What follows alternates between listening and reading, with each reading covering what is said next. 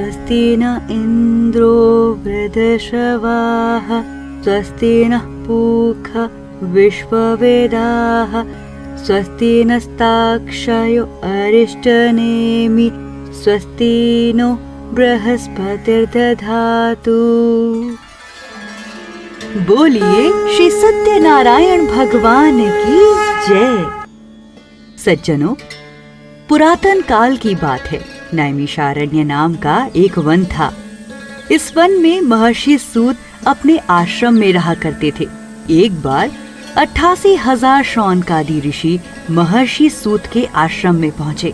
वहाँ पहुँचकर वो महर्षि सूत से प्रश्न करते हैं कि हे महामुनि, इस धरती पर मनुष्यों को हो रहे कष्टों से मुक्ति दिलाने का, घर में सुख समृद्धि लाने का और कठिन लक्ष्य में भी सफलता प्राप्त करने का सरल उपाय क्या है? महर्षि सूत सनकादि ऋषि को बताते हैं कि ऐसा ही प्रश्न एक बार नारद जी ने भगवान विष्णु से किया था। भगवान विष्णु ने नारद जी को बताया कि इस धरती पर हर तरह के कलेश से मुक्ति पाने के लिए, सुख समृद्धि एवं लक्ष्य सिद्धि के लिए एक ही उत्तम मार्ग है और वो है भगवान सत्यनारायण का व्रत। सत्यनारायण की कथा को शुरू करते हुए सूत जी कहते हैं कि एक बार नारद मुनि तीनों लोकों की यात्रा करते हुए वैकुंठ पहुँचे। वहाँ पहुँचकर उन्होंने श्वेत वर्ण, चतुर्भुज, शंख, चक्र, गदा, पद्म एवं वनमालाओं से सुशोभित भगवान श्री हरि विष्णु को देखा और उनकी ऐसी अलौकिक छवि देखकर वो उनकी स्तुति करते हैं। ध्यान में लीन श्री हरि अपने सामने नारद जी को देखकर पूछते हैं कि वत्स्य, बताओ कि तुम इस समय वैकुंठ में क्यों पधारे हो? क्या कोई विशेष कारण है? नारद जी बोले, भगवान, मृत्यु लोक में अपने पाप कर्मों की वजह से अलग अलग योनियों में जन्मे जीव कई तरह के दुखों से जूझ रहे हैं। हर जीव पीड़ा में है। हे नाथ, कोई तो ऐसा उपाय होगा जिसके करने से उनके सभी दुखों का, सभी कष्टों का निवारण हो सकेगा। यदि इस समस्या का कोई सरल उपाय हो तो बताइए प्रभु, मैं सुनना चाहता हूँ। विष्णु भगवान ने कहा, हे वत्स्य, संसार के दुख दूर करने की इच्छा से आपने बहुत अच्छी बात पूछी है। जिस व्रत के करने से प्राणी मोह से मुक्त हो जाता है, उसे मैं आपको बताता हूँ। सुने हे वत्स्य, स्वर्ग और मृत्यु लोक के पालनहार भगवान श्री सत्यनारायण का व्रत कई पुण्य फलों को देने वाला है। आपके स्नेह के कारण इस समय मैं उसे आपसे कहता हूँ। पूरे विधि विधान से भगवान सत्यनारायण का ये व्रत करके मनुष्य शीघ्र ही सुख प्राप्त कर परलोक में मोक्ष प्राप्त कर सकता है। भगवान की ऐसी वाणी सुनकर नारद मुनि ने कहा, प्रभु, इस व्रत को करने का फल क्या है? इसका विधान क्या है? इस व्रत को किसने किया और इसे कब करना चाहिए? ये सब विस्तार पूर्वक बतलाइए। इस पर भगवान बोले, श्री सत्यनारायण का ये व्रत सभी दुखों, शोक आदि को दूर करने वाला, धन धान्य में वृद्धि करने वाला, सौभाग्य और संतान देने वाला तथा जीवन के हर एक क्षेत्र में विजय दिलाने वाला है। मनुष्य को ब्राह्मणों और अपने बंधु बंधुओं के साथ शुभ मुहूर्त में भगवान सत्यनारायण की पूजा करनी चाहिए। इसके बाद सत्यनारायण की कथा जरूर पढ़ें या सुने। पूजा के अंत में नैवेद्य जैसे कि फल, नारियल, पंचामृत, तुलसी के पत्ते और पंजीरी भगवान को अर्पित करें। इसके बाद श्री सत्यनारायण भगवान की कथा पढ़ने वाले ब्राह्मण को दक्षिणा दें और सब में प्रसाद बांटे। ऐसा करने से मनुष्यों की मनोकामनाएं अवश्य पूर्ण होती हैं। इस घोर कलयुग में मुझे प्रसन्न करने का ये सबसे सरल उपाय है। इति श्री स्कंद पुराणे रेवा खंडे सत्यनारायण व्रत कथा प्रथमे अध्याय संपूर्णम। बोलो श्री सत्यनारायण भगवान की जय। श्री सत्यनारायण व्रत कथा दूसरा अध्याय। श्री सूत जी बोले, हे द्विजों, पूर्व काल में जिसने इस सत्यनारायण व्रत को किया था, अब मैं उनकी कथा को आपको विस्तार पूर्वक सुनाता हूँ। काशीपुरी नामक एक सुंदर नगर में शांतानंद नामक अत्यंत निर्धन ब्राह्मण रहता था। भूख प्यास से व्याकुल होकर वो हर दिन यहाँ वहाँ भटकता रहता था। एक दिन भगवान सत्यनारायण ने उस दीन दुखी को देखकर वृद्ध का रूप लिया और उससे आदर पूर्वक पूछा, हे पुत्र, तुम हर दिन इतने दुख में किस लिए पृथ्वी पर भ्रमण करते हो? हे पुत्र, तुम अपनी समस्या मुझसे कहो, मैं सुनना चाहता हूँ। वो निर्धन ब्राह्मण बोला, प्रभु, मैं अत्यंत दरिद्र हूँ और भिक्षा पाने के लिए ही यहाँ वहाँ घूमता रहता हूँ। यदि मेरी इस दरिद्रता को दूर करने का आप कोई उपाय जानते हो तो कृपया करके बतलाइए। इस पर वृद्ध बोले, पुत्र, तुम सत्यनारायण भगवान का व्रत करो और उनकी कथा का पाठ करो। इस व्रत को करने से मनुष्य सभी दुखों से मुक्त हो जाता है। इस व्रत के विधान को भी विस्तार से कहकर वृद्ध रूप में भगवान विष्णु वहीं पर अंतर्धान हो गए। उस सज्जन वृद्ध ने जैसा कहा है, मैं उस व्रत को वैसे ही करूँगा। ये सोचते हुए उस दरिद्र ब्राह्मण को रात भर नींद नहीं आई। अगले दिन उसने प्रातः काल उठकर सत्यनारायण का व्रत का संकल्प लिया और भिक्षा लेने के लिए चल पड़ा। उस दिन भिक्षा में उसे बहुत सा धन प्राप्त हुआ। उसी धन से उसने अपने बंधु बांधवों के साथ भगवान सत्यनारायण का व्रत किया। इस व्रत के प्रभाव से वो सभी दुखों से मुक्त होकर धन संपत्ति से संपन्न हो गया। उस दिन से लेकर आने वाले हर माह में उस ब्राह्मण ने भगवान सत्यनारायण का व्रत किया। इस प्रकार भगवान सत्यनारायण के इस व्रत को करके वो अपने पूर्व जन्म के सभी पापों से मुक्त हुआ और उसने दुर्लभ मोक्ष को भी प्राप्त किया। हे द्विजों, पृथ्वी पर जब भी कोई मनुष्य श्री सत्यनारायण का व्रत करेगा, उसी समय उसके समस्त दुख नष्ट हो जाएंगे। इस प्रकार भगवान नारायण ने नारद जी से जो कुछ कहा, मैंने वो सब आप लोगों से कह दिया। अब बताइए आगे आप और क्या जानना चाहते हैं? शौनक आदि ऋषि बोले कि हे मुनि, उस ब्राह्मण से सुनकर, इस व्रत की महत्ता को सुनकर, इस धरती पर किसने सत्यनारायण व्रत किया है? कृपया करके हमें ये भी बताइए। श्री सूत जी बोले, मुनियों, अब मैं आपको बताता हूँ कि पृथ्वी पर ये व्रत किसने किया। आप लोग ध्यान से सुने। एक बार शांतानंद ब्राह्मण ने अपने बंधु बांधवों तथा परिवारजनों के साथ व्रत करने का संकल्प लिया। इसी बीच एक लकड़हारा वहां आया और लकड़ियां बाहर रखकर उस ब्राह्मण के घर गया। प्यास से व्याकुल उस लकड़हारे ने ब्राह्मण को सत्यनारायण जी का व्रत और कथा का पाठ करते हुए देखा। इससे उस लकड़हारे का मन पुलकित हो उठा और वो ब्राह्मण को प्रणाम करके उनसे बोला, प्रभु, आप ये क्या कर रहे हैं? इसके करने से किस फल की प्राप्ति होती है? विस्तार पूर्वक मुझसे कहिए। विप्र ने कहा, ये सत्यनारायण का व्रत है जो सभी मनोरथों को प्रदान करने वाला है। उसी के प्रभाव से मुझे ये सब धन धान्य आदि प्राप्त हुआ है। जल पीकर तथा प्रसाद ग्रहण करके वो लकड़हारा नगर चला गया। रास्ते में वो सोचने लगा कि आज लकड़ी बेचने से जो भी धन प्राप्त होगा, उसी से भगवान सत्यनारायण का व्रत और कथा करूंगा।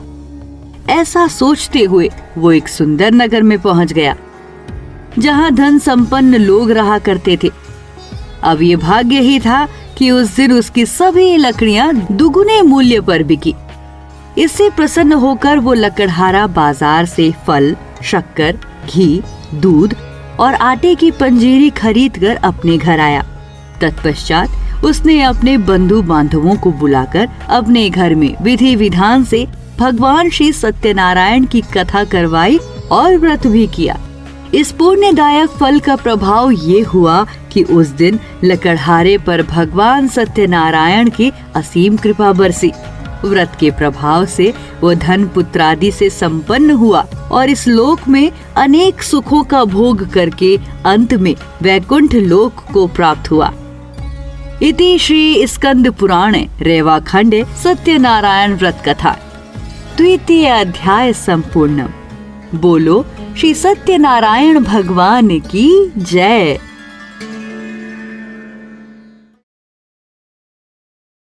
बोलिए श्री सत्यनारायण भगवान की जय। श्री सत्यनारायण व्रत कथा तीसरा अध्याय प्रारंभ। श्री सूत जी बोले, श्रेष्ठ मुनियों, अब मैं आगे की कथा कहूंगा, आप लोग ध्यान से सुने। प्राचीन काल में उल्का मुख नाम के एक राजा हुए। वो राजा बहुत पराक्रमी, सत्यवान तथा अत्यंत बुद्धिमान थे। वो रोज मंदिर जाते और वहां बैठे दीन दुखियों को दान देते। उनकी धर्मपत्नी बहुत ही सुंदर, सुशील, विनम्र आदि गुणों से संपन्न थी और अपने पति राजा उल्का मुख का बहुत सम्मान करती थी। एक दिन राजा अपनी पत्नी के साथ भद्रशीला नदी के तट पर श्री सत्यनारायण भगवान की कथा कर रहे थे। उसी समय साधु नामक एक व्यापारी वहां आया। उसके पास कई प्रकार की संपत्ति, धन और नाना प्रकार के आभूषण थे। नदी के तट पर अपनी नाव को रोककर वो राजा के समीप गया और राजा को उस कथा में लीन देखकर उसे जिज्ञासा हुई। साधु ने विनय पूर्वक राजा से पूछा, राजन, आप इतनी श्रद्धा से ये क्या कर रहे हैं? कृपया ये मुझे बताइए, मैं विस्तार से सुनना चाहता हूँ। राजा बोले, हे साधु, पुत्र आदि की प्राप्ति की कामना से अपने बंधु बांधवों के साथ मैं पालन करता श्री सत्यनारायण की कथा एवं पूजन कर रहा हूँ। राजा की बात सुनकर साधु ने आदर पूर्वक कहा, राजन, इस विषय में आप मुझे भी विस्तार से बतलाइए। आपके कहे अनुसार मैं भी श्री सत्यनारायण भगवान का व्रत एवं पूजन करूंगा। मुझे भी कोई संतान नहीं है। इस व्रत के फल के रूप में मैं भगवान से अपने लिए एक यशस्वी संतान का आशीर्वाद मांगूंगा। ऐसा विचार कर वो संध्या समय को आनंद पूर्वक अपने घर आया। घर आकर उसने अपनी पत्नी लीलावती को भगवान सत्यनारायण के व्रत और कथा के बारे में विस्तार से बताया। साधु और लीलावती ने मिलकर संकल्प लिया कि जब हमें संतान प्राप्ति होगी तब हम इस व्रत और कथा को करेंगे। भगवान सत्यनारायण ने उस दंपत्ति की इच्छा को पूर्ण किया और कुछ ही महीनों में लीलावती गर्भवती हुई और उसने एक कन्या रत्न को जन्म दिया। चंद्रमा की कलाओं की भांति सुंदर उस कन्या का नाम उन्होंने कलावती रखा। वो कन्या अपने नाम को साक्षात करती हुई शुक्ल पक्ष की चंद्रमा की तरह दिन प्रतिदिन बढ़ने लगी। इसी तरह कुछ दिन बीतने पर लीलावती ने अपने स्वामी से मधुर वाणी में कहा कि जैसा कि हमने संकल्प लिया था, आप श्री सत्यनारायण भगवान का व्रत और कथा क्यों नहीं कर रहे हैं? साधु बोला, प्रिय, मुझे अपना संकल्प याद है। मैं कलावती के विवाह के समय व्रत और कथा करूंगा। इस प्रकार अपनी पत्नी को आश्वासन देकर वो व्यापार करने के लिए नगर की ओर चला गया। इधर कलावती विवाह के योग्य हो गई। व्यापारी ने जब अपनी कन्या को देखा तो उसे अपनी पुत्री के विवाह की चिंता होने लगी। उसने तुरंत अपने कुछ दूतों को कन्या के लिए सर्वश्रेष्ठ वर ढूंढने के लिए नगर में भेजा। व्यापारी का आदेश सुनकर सभी दूत कई नगरों में घूमे और अंत में कंचन नामक नगर में गए।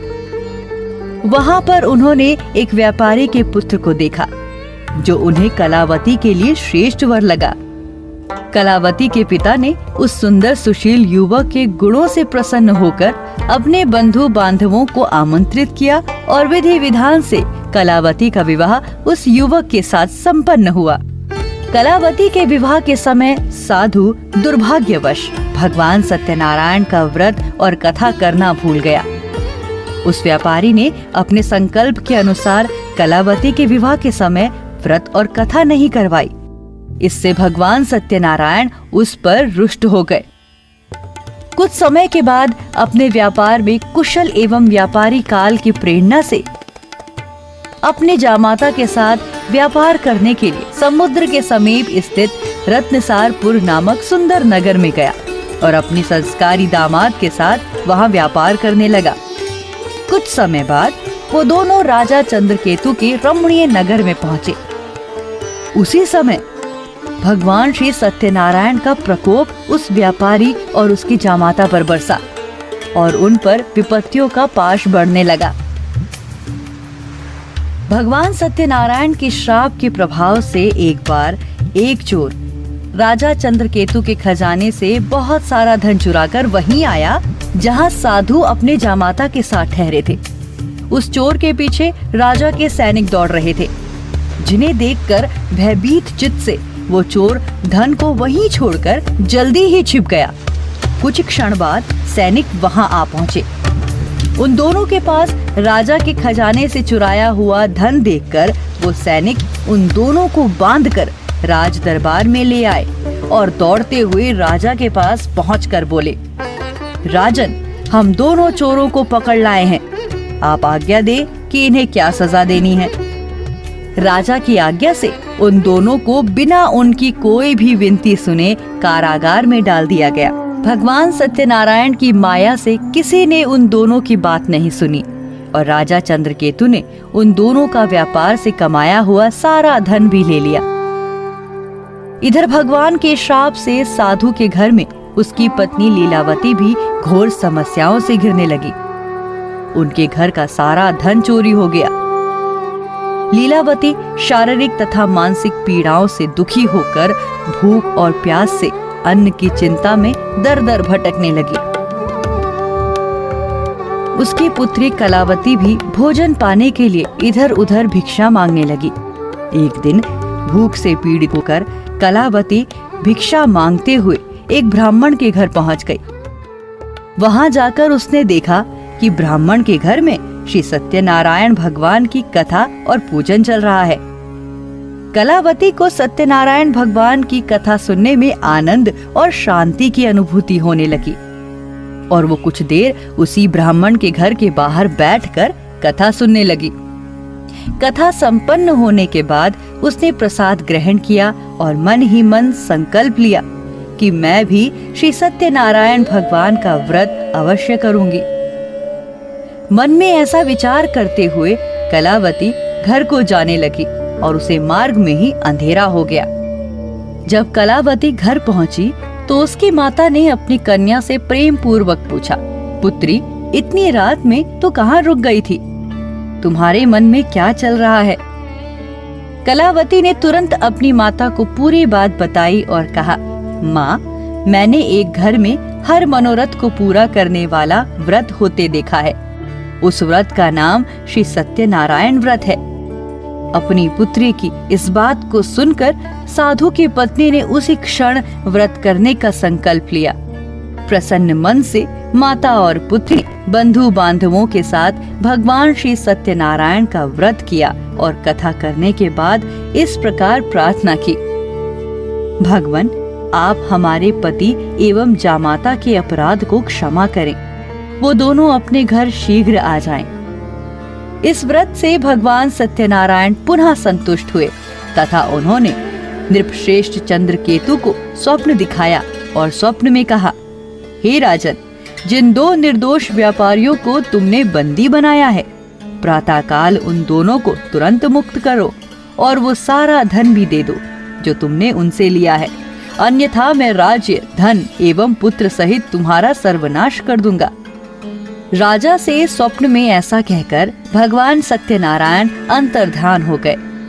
इसके बाद प्रातःकाल राजा ने अपने सभाजनों को एक साथ बैठाकर अपना स्वप्न बताया और कहा, दोनों बंदी व्यापारियों को शीघ्र ही मुक्त कर दो।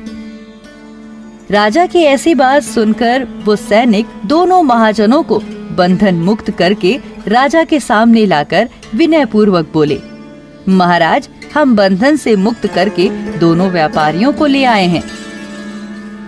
सभा में आकर दोनों महाजनों ने नृपश्रेष्ठ चंद्रकेतु को प्रणाम किया, परंतु अपनी पूर्व वृतांत का स्मरण करते हुए वो भयभीत हो गए और कुछ बोल न सके। राजा ने उन दोनों को देखकर आदर पूर्वक कहा, आप लोगों को दुर्भाग्यवश ये महा दुख प्राप्त हुआ है, परंतु अब कोई भय नहीं है। ऐसा कहकर राजा ने उनकी बेड़ियां खुलवाई और उन्हें वस्त्र अलंकार देकर दोनों को संतुष्ट किया। राजा की मधुर वाणी से वो दोनों अत्यधिक आनंदित हुए। राजा चंद्रकेतु ने पहले जो धन उनसे लिया था उससे 2 गुना धन देकर राजा ने उनसे कहा, साधो अब आप अपने घर को जाएं। राजा को प्रणाम करके, आपकी कृपा से हम अपने घर को जा रहे हैं, ऐसा कहकर उन दोनों महावैश्यों ने अपने घर की ओर प्रस्थान किया। इति श्री स्कंद पुराणे रेवाखंडे सत्यनारायण व्रत कथा 3 अध्याय संपूर्णम। बोलो श्री सत्यनारायण भगवान की जय। बोलो श्री सत्यनारायण भगवान की जय। 4 अध्याय प्रारंभ।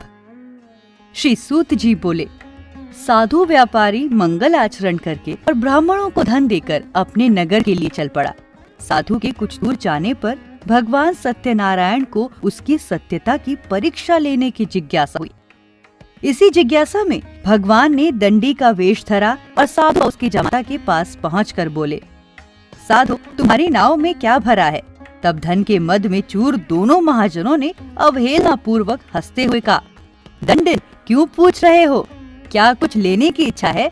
हमारी नाव में तो लता और पत्ते आदि भरे हैं। ऐसी निष्ठुर वाणी सुनकर तुम्हारी बात सच हो जाए। दंडी सन्यासी का रूप धारण किए हुए भगवान कुछ दूर जाकर समुद्र के समीप बैठ गए। दंडी के चले जाने पर नित्य क्रिया करने के पश्चात जल में ऊपर की ओर उठी हुई नौका को देखकर साधु अत्यंत आश्चर्य में पड़ गया। उसने देखा कि उसकी नाव में धन आभूषण के बदले लता और पत्ते आदि रखे हैं, जिसे देखकर वो मूर्छित हो पृथ्वी पर गिर पड़ा। थोड़ी देर बाद सचेत होने पर व्यापारी चिंतित उठा। तब उसके दामाद ने इस प्रकार कहा, आप शोक क्यों करते हैं? दंडी ने शाप दे दिया है। इस स्थिति में वो ही चाहे तो सब कुछ फिर से वैसा ही कर सकते हैं, इसमें संशय नहीं। अतः उन्हीं की शरण में हम चलें, वहीं मन की इच्छा पूर्ण होगी। दामाद की बात सुनकर साधु उनके पास गया और वहां दंडी को देखकर उनसे भक्ति पूर्वक उन्हें प्रणाम किया तथा आदर पूर्वक कहने लगा, आपके सम्मुख मैंने जो कुछ कहा था वो असत्य है। मैंने अपराध किया है, आप मेरे उस अपराध को क्षमा करें। ऐसा कहकर बारंबार प्रणाम करके वो अत्यंत शोक से आकुल हो गया। दंडी ने उसे रोता हुआ देखकर कहा, हे मूर्ख, रो मत, मेरी बात सुनो। मेरी पूजा में विलंब करने के कारण और मेरे शाप से ही तुमने बारंबार दुख प्राप्त किया। भगवान की ऐसी वाणी सुनकर वो उनकी स्तुति करने लगा। साधु ने कहा, हे प्रभु, क्या आश्चर्य की बात है कि आपकी माया से मोहित होने के कारण ब्रह्मा आदि देवता भी आपके गुणों और रूपों को यथावत रूप से नहीं जान पाते। फिर मैं मूर्ख आपकी माया को कैसे जान सकता हूँ? आप प्रसन्न हो, मैं अपनी धन संपत्ति के अनुसार आपकी पूजा करूँगा। मैं आपकी शरण में आया हूँ, मेरी नाव में जो धन था उसकी तथा मेरी रक्षा करें। उस व्यापारी तथा उसकी जामाता की भक्तिमय वाणी सुनकर भगवान जनार्दन संतुष्ट हो गए। भगवान हरि उसे असीमित वरदान देकर वहीं अंतर्धान हो गए। उसके बाद वो साधु अपनी नौका में चढ़ा और उसे धन धान्य से परिपूर्ण देखकर भगवान सत्यनारायण की कृपा से हमारा मनोरथ सफल हो गया, ऐसा कहकर उसने वहीं स्वजनों के साथ मिलकर भगवान की विधिवत पूजा की। भगवान श्री सत्यनारायण की कृपा से वो आनंद और धन से परिपूर्ण हो गया और अपनी नाव को पूरे जतन से संभालकर उसने अपने नगर की तरफ प्रस्थान किया। व्यापारी साधु ने अपने दामाद से कहा, वो देखो, मेरी रत्नपुरी नगरी दिखाई दे रही है। इसके बाद उसने एक दूत को अपने आगमन का समाचार देने के लिए अपनी नगरी में भेजा। उस दूत ने नगर में जाकर साधु की पत्नी लीलावती को देख हाथ जोड़कर प्रणाम किया तथा उसे ये शुभ समाचार देते हुए कहा, सेठ जी अपने दामाद तथा बंधुओं के साथ बहुत सारे धन धान्य से संपन्न होकर नगर के निकट पधार गए हैं। दूत के मुख से ये बात सुनकर लीलावती आनंद से विहल हो गई और उसने श्री सत्यनारायण की पूजा समाप्त करके अपनी पुत्री से कहा, मैं तुम्हारे पिता के दर्शन के लिए जा रही हूँ, तुम भी पूजा करके शीघ्र आओ। माता के ऐसे वचन सुनकर व्रत को समाप्त करके कलावती ने प्रसाद का परित्याग कर दिया और वो भी अपने पति का दर्शन पाने के लिए चल पड़ी। इस तरह प्रसाद का परित्याग करने से भगवान सत्यनारायण रुष्ट हो गए और उन्होंने उसके पति को नौका में रखे धन के साथ ही जल में डुबो दिया। यहाँ कलावती अपने पति को न देख शोक से रुदन करती हुई पृथ्वी पर गिर पड़ी। नाव का डूबने तथा अपनी कन्या को अत्यंत दुखी देखकर भयभीत मन से साधु ने सोचा, ये क्या आश्चर्य हो गया। नाव में बैठे सभी बंधु बांधव भी चिंतित हो गए। लीलावती भी अपनी पुत्री को देखकर विहल हो गई और अत्यंत दुख से विलाप करती हुई अपने पति से इस प्रकार बोली, अभी अभी नौका के साथ ये कैसे हो गया। न जाने किस देवता की उपेक्षा से हमें ये दुख मिला और नौका पानी में डूब गई। श्री सत्यनारायण की लीला को भला कौन जान सकता है।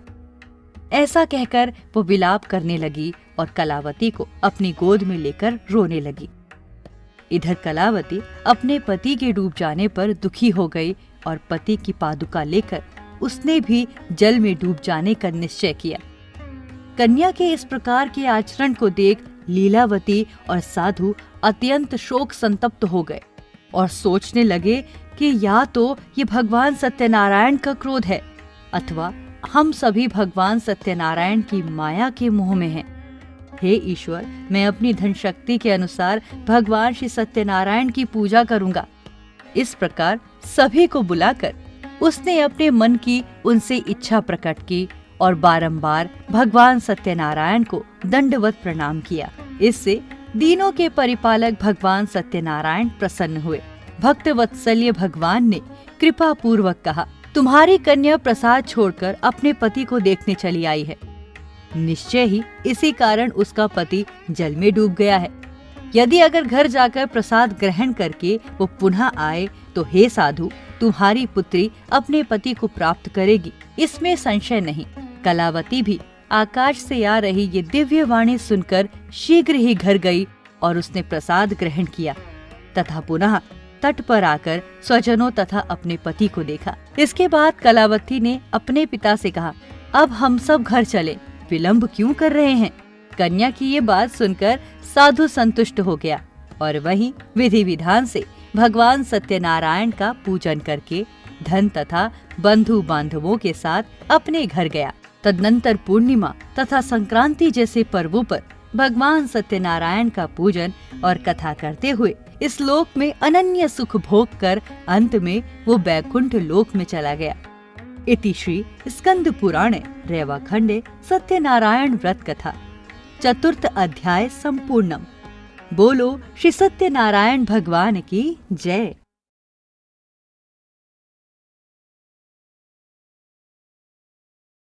बोलिए श्री सत्यनारायण भगवान की जय। पांचवा अध्याय प्रारंभ।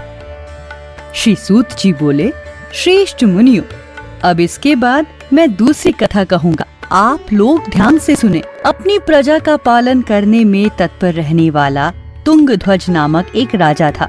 उसने सत्यनारायण भगवान के प्रसाद का परित्याग करके बहुत दुख प्राप्त किया। एक बार वो वन में शिकार के लिए गया और वहाँ बहुत पशुओं को मारकर वट वृक्ष के नीचे आया। वहाँ उसने देखा कि गोपगण अपने बंधु बांधवों के साथ पूर्ण संतुष्टि से भक्ति पूर्वक भगवान सत्यनारायण की पूजा कर रहे हैं। ये देखकर राजा अहंकारवश ना तो वहाँ गया और ना ही उसने भगवान सत्यनारायण को प्रणाम ही किया। पूजन के बाद सभी ग्वाले भगवान का प्रसाद राजा के समीप रखकर वहां से लौट आए और पूरी श्रद्धा से उन सभी ने भगवान का प्रसाद ग्रहण किया। इधर राजा को प्रसाद का परित्याग करने से बहुत दुख प्राप्त हुआ। उसका संपूर्ण धन धान्य एवं सभी 100 पुत्र नष्ट हो गए। राजा ने मन में सोचा कि अवश्य ही भगवान सत्यनारायण ने हमारा नाश कर दिया है। इसीलिए मुझे वहाँ जाना चाहिए जहाँ श्री सत्यनारायण का पूजन हो रहा था। ऐसा मन में निश्चय करके वो राजा ग्वालों के समीप गया और उसने उनके साथ मिलकर पूरी श्रद्धा से विधि पूर्वक भगवान सत्यनारायण की पूजा की। भगवान सत्यनारायण की कृपा से वो पुनः धन और पुत्रों से संपन्न हो गया तथा इस लोक में सभी सुखों का उपभोग कर अंत में वैकुंठ लोक को प्राप्त हुआ। श्री सूत जी कहते हैं, जो व्यक्ति इस दुर्लभ श्री सत्यनारायण व्रत को करता है और पुण्य फल प्रदायिनी भगवान की कथा को भक्ति भाव से सुनता है, उसे भगवान सत्यनारायण की कृपा से धन धान्य आदि की प्राप्ति होती है। दरिद्र धनवान हो जाता है, बंधन में पड़ा हुआ बंधन से मुक्त हो जाता है, डरा हुआ व्यक्ति भय मुक्त हो जाता है। ये सत्य बात है, इसमें संशय नहीं। इस लोक से वो सभी इच्छित फलों का भोग करके अंत में भगवान सत्यनारायण के धाम वैकुंठ लोक को जाता है। इस प्रकार मैंने आप लोगों से भगवान सत्यनारायण के व्रत को कहा, जिसे करके मनुष्य सभी दुखों से मुक्त हो जाता है। कलयुग में भगवान सत्यनारायण की पूजा और भी विशेष फल प्रदान करने वाली है। भगवान विष्णु को ही कुछ लोग काल, कुछ लोग सत्य, कोई ईश और कोई सत्यनारायण के नाम से पूजेंगे। अनेक रूप धारण करके भगवान सत्यनारायण सभी का मनोरथ सिद्ध करते हैं। कलयुग में सनातन भगवान विष्णु ही सत्यनारायण का रूप धारण करके सभी का मनोरथ पूर्ण करने वाले होंगे। हे श्रेष्ठ मुनियों, जो व्यक्ति नित्य भगवान सत्यनारायण की इस व्रत कथा को पढ़ता है, सुनता है, भगवान सत्यनारायण की कृपा से उसके सभी पाप नष्ट हो जाते हैं। हे मुनीश्वरों, पूर्व काल में जिन लोगों ने भगवान सत्यनारायण का व्रत किया था, उसके अगले जन्म का वृतांत कहता हूँ, आप लोग सुने। काशी नगरी के स्थानंद ब्राह्मण सत्यनारायण व्रत करने के प्रभाव से दूसरे जन्म में सुदामा हुए और उस जन्म में भगवान श्री कृष्ण की भक्ति करके उन्होंने मोक्ष प्राप्त किया। लकड़हारा भील गुहों का राजा हुआ और अगले जन्म में उसने केवट रूप में भगवान श्री राम की सेवा करके मोक्ष प्राप्त किया। महाराज उल्का मुख दूसरे जन्म में राजा दशरथ हुए, जिन्होंने श्री रंगनाथ जी की पूजा करके अंत में वैकुंठ प्राप्त किया। इसी प्रकार धार्मिक और सत्यव्रती व्यापारी साधु पिछले जन्म के व्रत के प्रभाव से दूसरे जन्म में मोरध्वज नामक राजा हुआ। उसने अपने पुत्र को चीरकर उसकी आधी देह भगवान विष्णु को अर्पित करके मोक्ष प्राप्त किया। महाराजा तुंगध्वज जन्मांतर से स्वयंभू मनु हुए और भगवत संबंधी संपूर्ण कार्यों का अनुष्ठान करके वैकुंठ लोक को प्राप्त हुए। वन में जो गोपगण थे, वो सब जन्मांतर में ब्रिज में निवास करने वाले ग्वाले हुए और राक्षसों का संहार करके उन्होंने भी भगवान का शाश्वत धाम गोकुल प्राप्त किया। इस प्रकार श्री स्कंद पुराण के अंतर्गत रेवा खंड में श्री सत्यनारायण व्रत कथा का ये 5वां अध्याय पूर्ण हुआ। इति श्री स्कंद पुराणे रेवा खंडे सत्यनारायण व्रत कथाए 5म अध्याय संपूर्णम। बोलो श्री सत्यनारायण भगवान की जय।